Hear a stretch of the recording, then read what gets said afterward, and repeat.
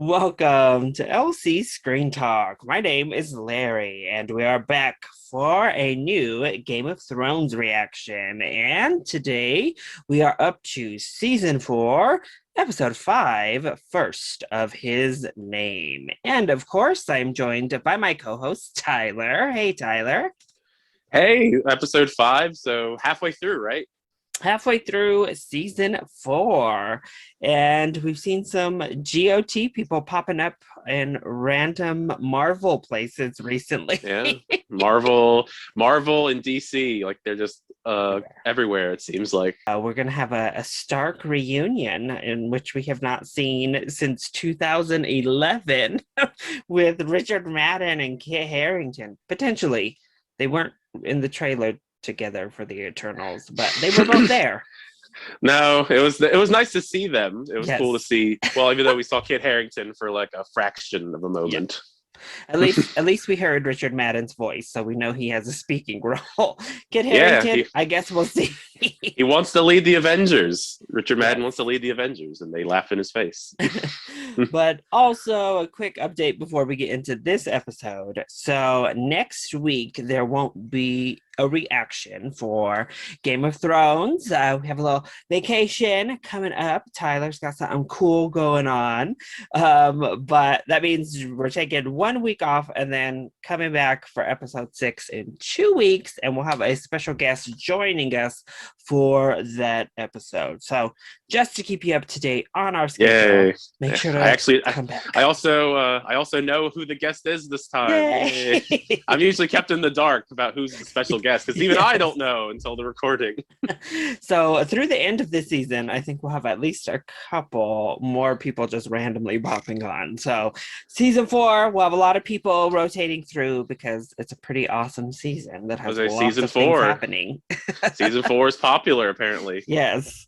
But looking back at episode 4, Oathbreaker, we saw Grey Worm being sent into Yunkai looking like one of their slaves to empower the people of Yunkai and give them weapons to overthrow their slave masters, in which they do. Daenerys comes in to the newly liberated city and decides to crucify 163 masters to pay for the 163 slave children that were crucified to send a message to her. Then we see Jaime, who visits Tyrion, and he also shows he's getting a little bit better with that left hand in combat. His most important role of the episode was to give his gifts to Brienne, including the Valyrian steel sword his father gave to him, as well as some new digs, a new set of armor, and most importantly of all, a new squire named Podrick Payne. You love to see it. So Podrick, Tyrion told him to get out of the city, and thus there he goes, off with Brienne and her new sword, Oathkeeper. Then we see Littlefinger with Sansa, and they are on their ship, and we learn they are on their way to the Eyrie, in which Littlefinger is planned to wed Liza Arryn. And he gives her a speech about his new friends wanting Joffrey gone, and that was a big reason that he played his own part in Joffrey's death, which leads us into probably his new friends out there in the gardens with Marjorie and Olenna talking, in which Olenna basically says, I was not going to let you marry that monster. Kind of instructs Marjorie to sneak into Tommen's room in the middle of the night and start laying the groundwork of this future marriage, in which Tommen seems very happy to oblige. Yeah, I think he was ready to lay down more than just if you just something there, if you know what I mean. Suddenly, Tommen was very happy his brother was gone. Didn't even miss him. Then we see John kind of training up some of these new folks up at the wall, including that little boy whose parents were supposedly eaten beyond the wall, and Sir Alistair back to being a dick and hating Jon Snow because I don't know, he breathed. And Yeah, like literally, like what else? What other reason could he possibly have at this point? so Janice Slint, up there making devious moves since arriving, puts it into his ear to send Jon out to deal with the betrayers who are at Craster's Keep, and hopefully they'll kill Jon for Sir Alistair. And he obliges. So Jon gets his little group, including Gren and Ed, and they're gonna head on. We see those mutineers out there at the keep just being terrible people. Yeah, something like that. Yeah. They end up capturing Bran, Hodor, Mira, and Jojen and start threatening Mira. So Bran exposes who he is. They learn that they have a Stark captive, as well as the direwolves. We see the poor direwolves are also captive too. Yeah, Ghost was in there, and then Summer got caught in some trap. Right. But then we see the last of Craster's sons arrived, and they take him out into the woods to appease the lords that they perceive, the gods. And we see the Night King for the first time being delivered the child, in which, with just the touch of his finger to this little baby's head, turns him into a White Walker. So yeah, he seems like a fun individual to hang out with. well, I guess we will see what goes on with these crazy little babies. Fingers crossed. When the White Walkers attack next, which I mean could literally be at any time, I suppose. So let's see what happens in season 4, episode 5, First of His Name. And then all the way over here we have where Daenerys is. It's always, yeah, it's like here's the main story, and then here's Daenerys just here's having where her fun. Everyone else is, and then all the way over here. Yeah, it's kind of fun. It almost feels like we already have like a Daenerys Targaryen spinoff show inside of Game of Thrones. First of his name, King of the Andals and the First Men, and Lord of the Seven Yay. I don't know about getting too comfortable at this point. It's not a long-standing job. It seems like you don't get to be the king or queen for all that long. Ooh, giving them the eyes. Cersei said, "Not so fast. Not on my watch." She said, "Let me hold up. Wait a minute." It's like, not only that, but I'm going to walk over to you and speak to you directly. Let me take this a step further. For Joffrey, he was my husband, my king. He would have been your nightmare. That is very true. Do you think I'm easily shocked? No. The things... Definitely not. I don't, yeah. You're still interested in being queen, I take it. After all that's happened. Marjorie. Sounds strange, I know, but I am... Marjorie's playing the game. What comes next? I won't even know what to call you. Sister? Or mother? What'd she tell you about that? Yeah, see, she's taking that real well. I feel like the conversation was surprisingly pleasant, and then Marjorie pushed it at the end. So why did you do it? I heard you like chips. Oh, man. Unrelated, but I'm loving whatever garb Jorah has on. Oh, she's lost one of the cities. Revenge? Daenerys is gonna have to go back. Let me go back and lay the smack down on these people. Put them back in line. Oh.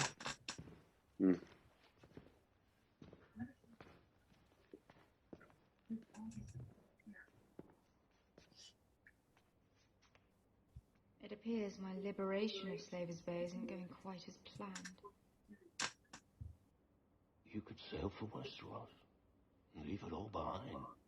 A boy sits on the Iron Throne, a boy many believe to be a bastard with no right to it. They've never been more vulnerable. You cancelled me against rashness once in Carth. I didn't listen. That all worked out well.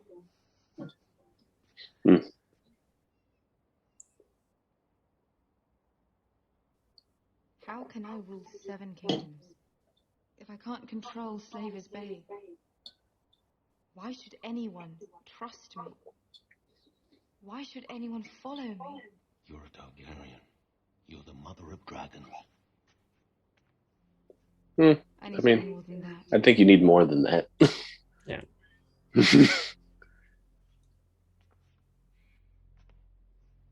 I will not let those I have freed slide back into chains.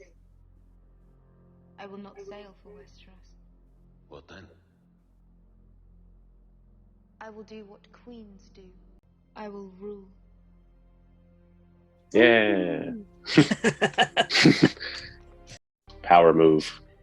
Jorah just constantly being like, yo, we don't have to deal with these people. Let's peace out. Oh, great. Oh. I love how her hair stands out amongst all of this gray, dark, and bleak areas of the world. Shade. Oh, I guess they feel that way too then. Poor man enjoy the most. Back up into the Eyrie for the first time since season 1. Yeah, hopefully somebody drops through that hole this time. Oh, hopefully it's Peter Baelish. Oh God, he's back. At least he wasn't eating. Yeah, he's full right now, I guess. that man that apparently is actually my husband. Oh, there went the gift. They made you marry that filthy troll. What a waste. They made us both. Lord Tyrion didn't want to. I don't. It's like watching 2 wet sausages rubbed together.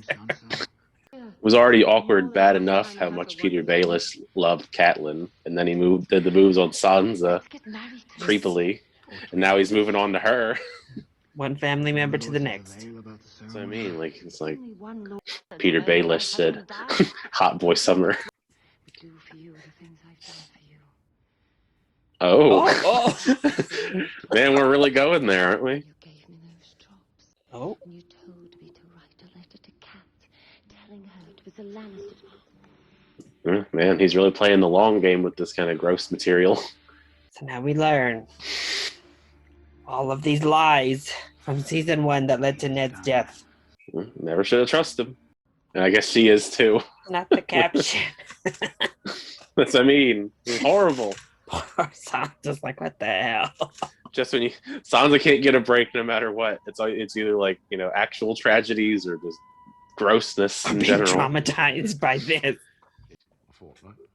Seems reasonable.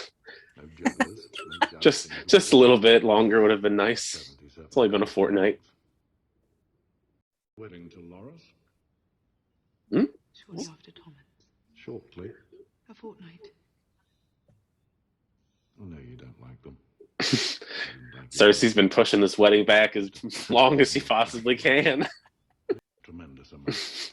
Poor Tywin, he's got that credit card debt. Paid back.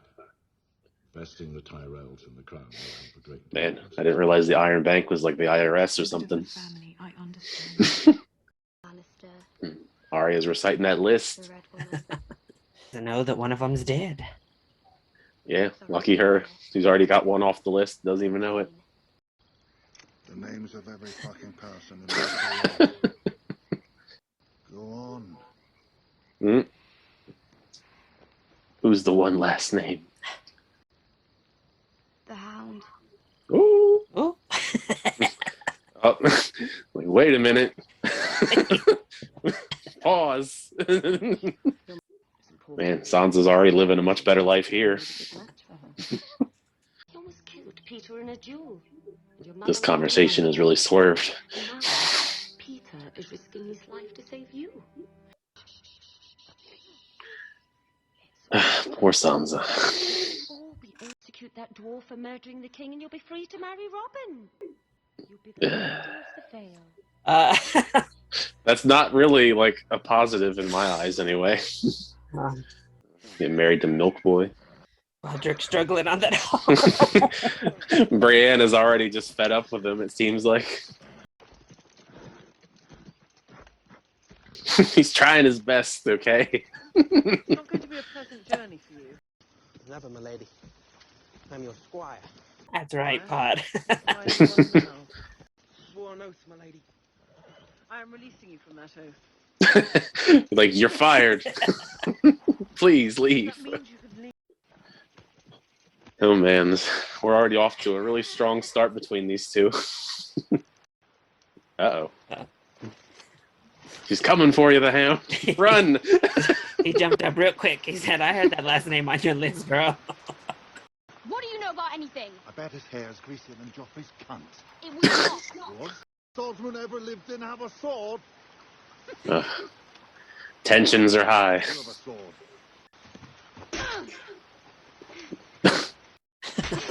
It's worth a shot, I guess. Oh. Should have went for the head. Just saying, if I've learned anything from movies in the last few years. Yay, Pedro. We love a sensitive bisexual king writing poems by himself. Don't hurt little girls in Dorne. Dorne seems like a much nicer place all around. The best shipwrights in King's Landing have been working on it for months.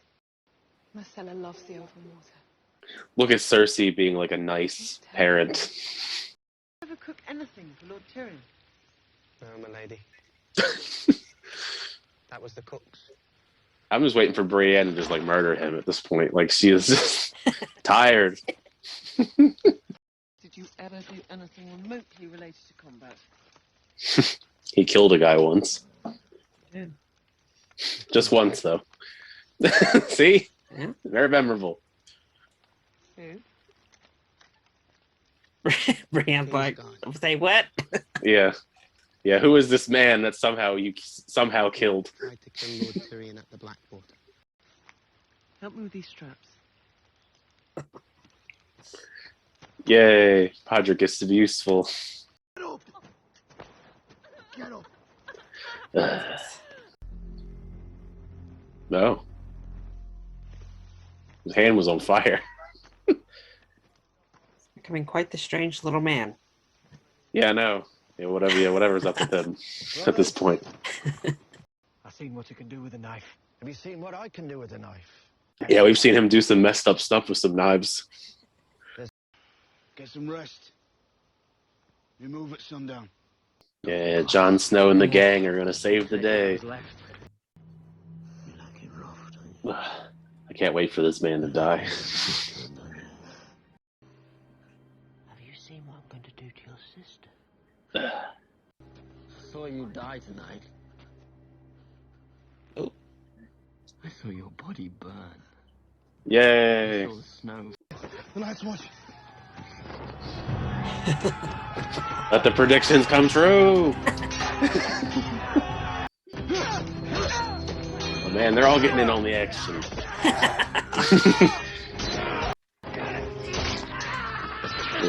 Oh. John! John! Keep Oh, never mind. I'll cut your friend's throat. Starting with the idiot. Oh. Hodor's gonna go beast mode.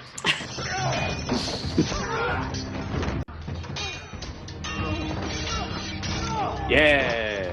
I hope to see something like this in Eternals. Maybe not as violent, but same thing applies. Oh. Oh. Choke slam him! Oh. I mean, that works too, though. Oh. There you go. Poor Hodor. He's like, what the hell? I was like, what did I just do? Bran just using Hodor to kill people. Yeah, he's got his heavy duty fighter for him since he can't do much fighting. So close. If he sees you, he won't let you go north. He's my brother. Come on, let him meet at least once. Always so close to reuniting with Jon. Now it's your Jon's turn. here to save the day.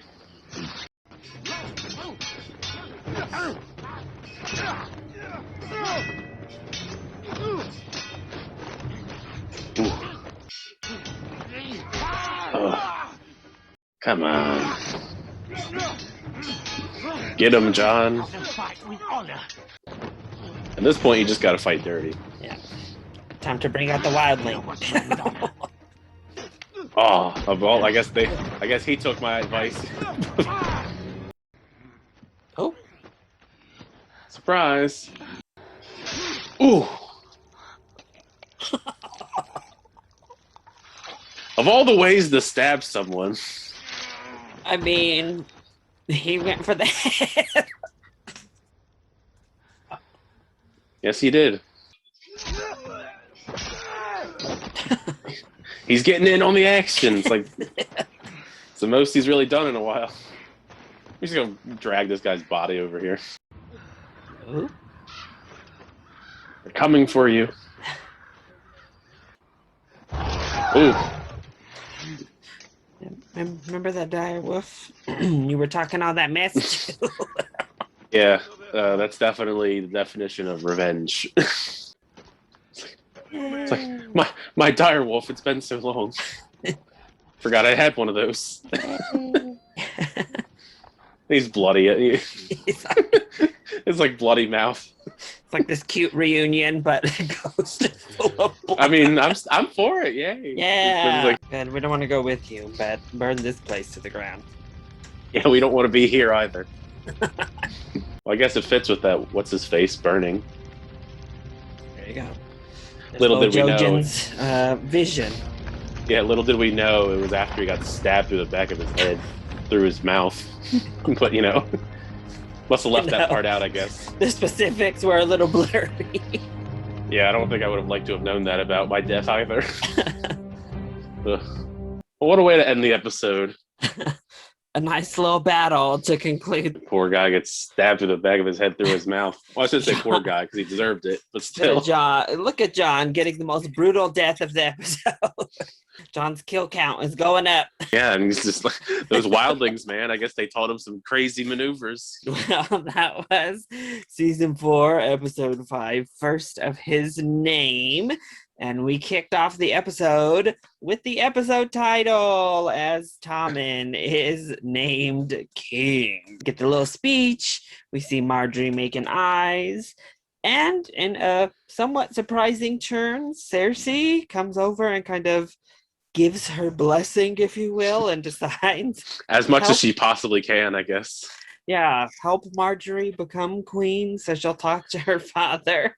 And we see that discussion later, in which her father reminds her once again about her own marriage coming up. Don't remind her. So apparently a fortnight in Game of Thrones is good enough time to mourn your dead brother and dead husband and move on. In this world, so many people are dying. Kings and queens are changing instantly. We don't got time to play around. We got to move to the next. We then also see in King's Landing Cersei having that moment with Oberyn. Another nice moment. This is one of those episodes where Cersei's doing some self-reflecting on life about Joffrey, about her children. She's talking about Marcella with Oberyn, and they're going to send a ship down there and give her mother's love to her daughter. If I'm being honest, I almost completely forgot that she existed. Like, sent her away? Yeah, because I remember when they were thinking about it, I was like, oh yeah, they did send her away crying a couple of seasons back. Yes. Sent her away to Dorne to never be spoken of again in all this time. I mean, she sounds like, at least from what Oberyn's saying, she's having a good old time. Yeah, so how did you feel about all the stuff that happened in King's Landing between the crowning and Cersei and all that fun jazz? Oh man, I mean, like I was saying as we were reacting to it, I feel like I see a wedding or a king and a new king or a new queen, and like every few episodes it seems like it's just like a revolving door. It seems like as a job that's not really wanted. Makes you wonder, like, do these people ever get tired of going to these things just because they're so frequent, Yeah. Oh great, another king, I guess I'll show up to this one, or another queen. I mean, Marjorie still trying to weave her way into everything. I mean, she's definitely very clever, doesn't make sense to me with Olenna by her side. But yeah, the Cersei stuff was surprising because, like you were saying, like every now and then she does have like glimpses of being like a decent person, and I guess that kind of like counterbalances with her usually being kind of mean and terrible to people. It will be interesting to see, I guess, if that continues. I don't know. Just keep her away from the wine, maybe. So, that usually seems to be the crux of her being extra mean. It'll be interesting to see where all that stuff goes now that I guess Tommen is the king, and Tommen's just a very nice, friendly boy. Probably the best fit of all of the kings so far in the role, compared to like, of course, Joffrey and Robert. All right. Well, then across the Narrow Sea, we do see Daenerys having a little meeting. We learn Dario has stolen 93 ships. Just as you do, I guess. Then they let her know that Joffrey is dead and there's a new little boy king who at least Sir Barristan is pretty confident they could easily take down over in King's Landing. I think he would probably know best, though, being, a frequent person in King's Landing for so long. Yeah. Jorah was a little bit more skeptical, so Daenerys talks to him, and he lets her know that the two cities before this that they had liberated have fallen into hard times. Yunkai, the slavers rebelled, vowing to take her down and re-enslaved their citizens. And over in Astapor, the people and government she had set up there has been taken down by some crazy sounding dude who is also trying to re-enslave people. Yeah, wasn't it like a butcher or something? Yeah. So she makes the decision that even though little Tommen is on the throne and they're vulnerable, that she needs to stay behind and re-free these people and rule here before she goes to Westeros. So how'd you feel about Daenerys and her cruise scene? I guess the first part about it, I really would have liked to have seen, I guess, that side mission that happened off screen where Darius just took 90-something ships. Because I think that sounds like that would have been really awesome to see. I would have liked to have seen that. I thought that would be really cool. How much time has passed for him to go off and get all of these ships and come back? And it's only been like, what, an episode or two? I don't know, like the time frame. Because that you would think, just especially in Game of Thrones world, that would have taken a little bit longer. Yeah. But cool, they got all the ships. But I think it is telling of Daenerys that she would rather stay behind and help free these people that she already had helped free in the first place, and kind of just role as this queen, if you will. I think that just definitely shows a bit more of her personality, her character, her candor when it comes to all this stuff, where she would rather do the right thing, at least in this term, instead of just going off and I'm just going to take the throne from this child king and take over there. I mean, because she probably could. But I mean, it's fine to bide your time. I mean, we're in season 4. We still got some time. Yeah, that's the other thing. I haven't seen the dragons in a while. Have we seen them since they were angry? Episode. Yeah, they were angry. The premiere, they got angry at her, and we haven't seen them again. That's what I mean. They're just off being angry still, I guess. Yeah, doing their own thing. They're like, peace out, ma. We got our own life to live. We'll be back when you need us. Well, then we see Littlefinger and Sansa arrive at the Eyrie, in which they are greeted by Lysa and Robin. And then Lysa, she doesn't have time for any of the foolery. She literally opens the doors, and there's the priest ready to marry her to Littlefinger immediately. Hey, I mean, with the way that things move around in Game of Thrones, like, you got to get married like as soon as you can. So. And then we hear her yelling, screaming, moaning, all of that through the night. Poor Sansa. And then it takes a weird turn. She's buttering Sansa up, real nice to her, and then goes into weird, crazy woman mode, asking if she's pregnant, if Littlefinger uses her, why he likes her, why he wants to save her. Yeah, like straight up just escalated out of nowhere. It seemed like it was going to be a nice, friendly, I guess, familial conversation, and it just takes a sharp left into Angryville. Crazy woman mode. Then grabs her and like threatening her. And Yeah. then it's okay, I guess, decides she believes her when Sansa's like crying and traumatized. Oh, it's okay. Come, child, come.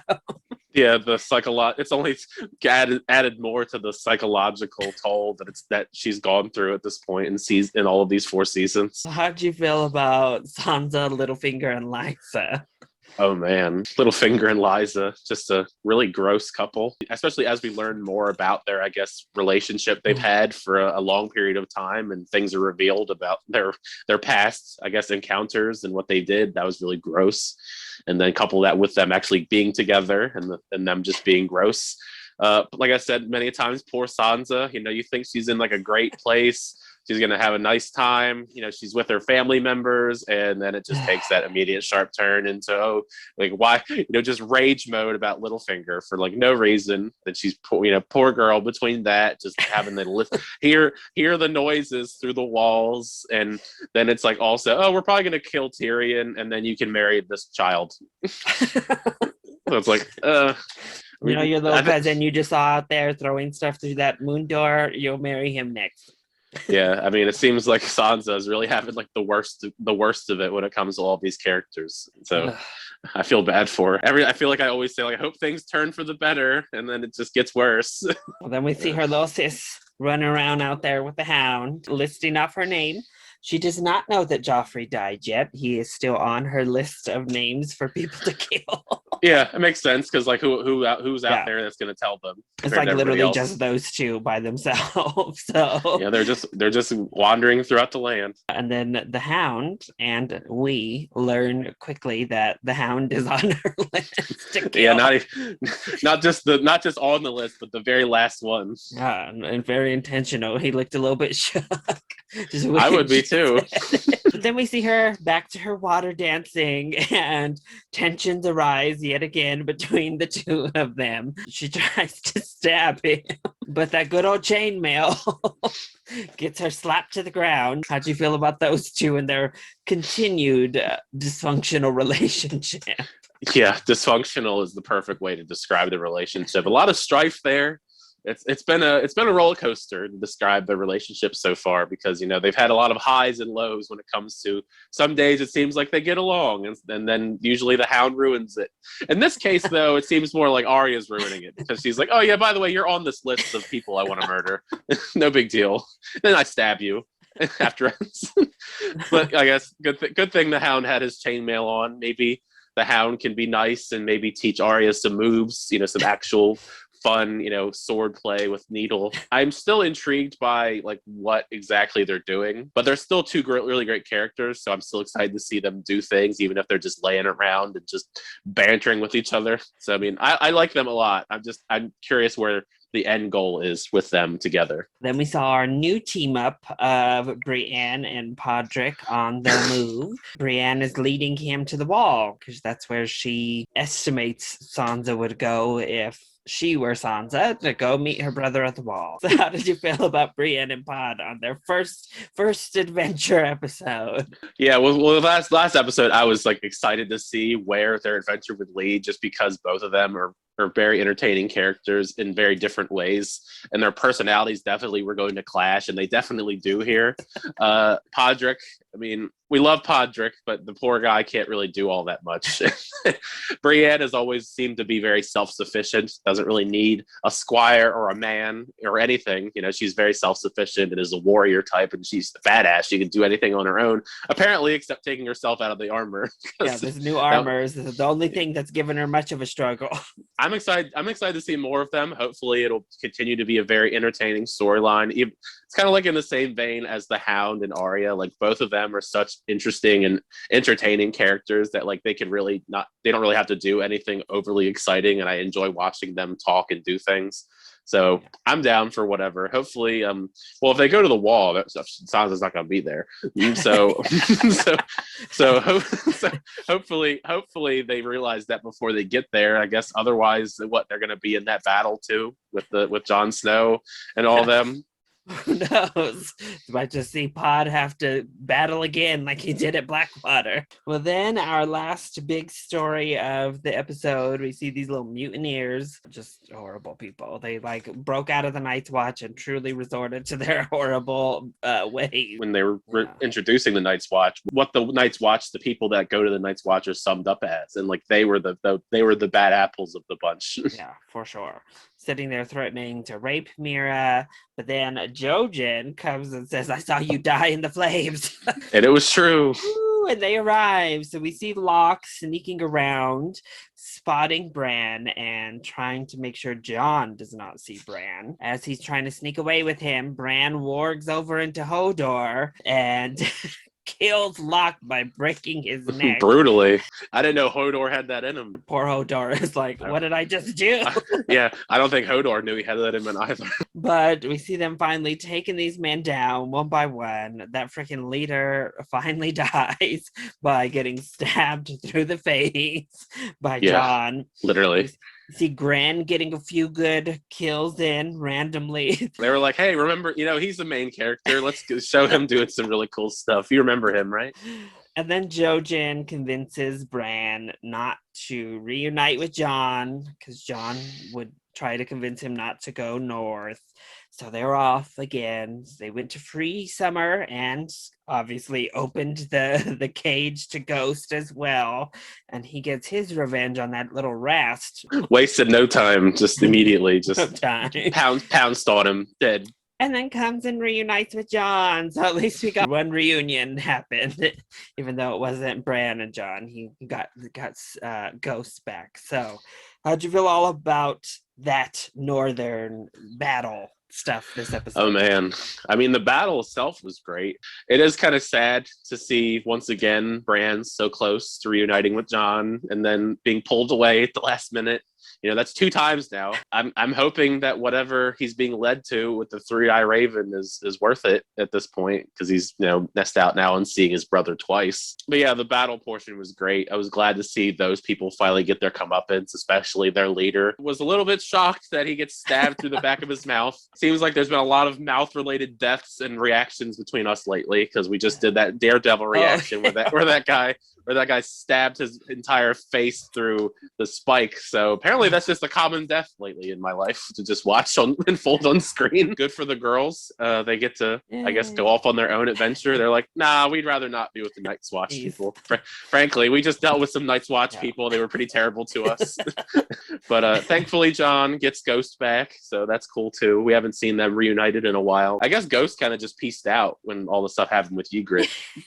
And then he comes back when he's needed the most, because they're still leading up to the wildlings and the cannibals and all that when it comes to them attacking. All right, so predictions. What are your predictions moving forward with these folks? As far as Tommen and Marjorie, I figure that's going to probably work out. I think of any of these marriages and these weddings, I feel like that one will probably be the most positive, because there's nothing. Has there been a good wedding in this show so far? I'm curious to see if this Cersei and Loras wedding ever happens. Like, I feel like there's like I wanted to see it happen just for the drama, but I don't know if it's really going to happen. It's good to see Daenerys staying behind and trying to rectify, I guess, these people kind of ruining her freeing of people. Hopefully, she continues to free the people again, I guess, just re-free them. I guess JON and them are still going to be preparing for that battle with the wildlings and the cannibal people. If Brienne and Podrick are probably heading towards the wall, I figured they're probably going to cross paths in that war. So that could be fun. Well, maybe not fun for Podrick, but could be fun to get Brienne involved in the battle. I think that's going to be a really awesome battle with all the wildlings, the Night's Watch, and maybe Brienne, maybe Podrick. We're setting ourselves up for a very cool battle, I feel. I guess because it's Littlefinger, I have to wonder, like, what does he get out of marrying Lysa? Because he's just a very nefarious person. So like what is his end game here? Like, what is the real end game? Because it's clearly for something, I feel like, with him, because I feel like he doesn't have actual genuine feelings for like anyone. I don't know where that could go. Hopefully just for Sansa's sake she doesn't have to marry that poor child. All right, so who were your faves and least faves this episode? We didn't get like a ton with a lot of different characters. We got like hints and bits and pieces of a lot of characters, but like I did like them. Well, it's kind of funny because I usually put Tyrion in there, but he wasn't even in the episode. Yeah. So Brienne's up there, Podrick. Both of them are always charming. Brienne and Podrick. Man, no Bronn either. So I'm like, there's all the characters I really like. They're just like not even in this episode. It just feels so weird to me. Yeah, I guess Marjorie was pretty great. You know, she was really close to almost seeming like to have like a really nice, friendly moment with Cersei until she pushed it at the end. The Hound and Arya are great, but they didn't really do all that much. So, but I mean, the Hound is always just so brash. He doesn't have a filter, and I think that's just amusing how he just gives zero fucks about about anything that Arya has to say. At least Faves, I mean, Littlefinger's gross. I guess what's his face? I forget the name of the character, but he's that guy that chopped off Jaime's hand that died. Oh, Locke. Yeah, he sucked. I guess everyone in the faction that they got rid of in this episode, they were pretty terrible. I'd maybe even put Cersei in the characters that like I liked this episode just because she showed a lot more of like a human side to her, where she actually like kind of cared about her children and stuff with Oberyn. Oberyn's great too. I love Pedro Pascal, even if he didn't really do all that much this episode. All right. Well, that was our reaction and discussion for season 4, episode 5, the first of its name. I hope you all enjoyed it. If you did, go ahead, click like down below and subscribe to the channel so you are always up to date on all of my latest videos, including each and every one of our Game of Thrones reactions, as well as the opportunity to check out Tyler and I with Hannah on our Daredevil reactions. Also, make sure to follow Tyler across the interwebs. So, Tyler, do you want to let them know where to find you? Yeah, sure. If you search up my name on here, you'll find my channel where I do reviews, reactions, and all that stuff on there. But also you can find me on Twitter and Instagram at It's Tyler Calvary. Perfect. So let us know your thoughts on this episode. Did you like it? What were your favorite plot lines? Either in the comment section down below, or you can hit either one of us up on Twitter. I love you all so much for your continued support. Thank you for watching, and we'll see you next time. Bye.